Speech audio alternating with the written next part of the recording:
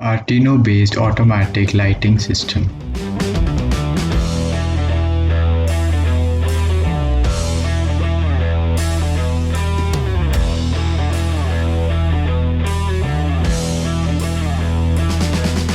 I'm connecting 4 wires to the ultrasonic sensor, the ground of the sensor to the ground, the trig to pin number 7, echo to pin number 6 and VCC to the VCC. Also taken 3 other wires which I'm connecting to the 5 volts ground and digital pin number 13 and connecting the servo motor to it.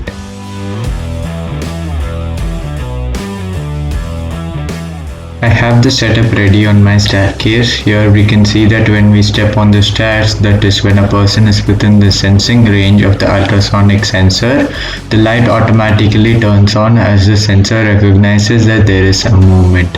Our objective is to keep the lights on until the person reaches his destination.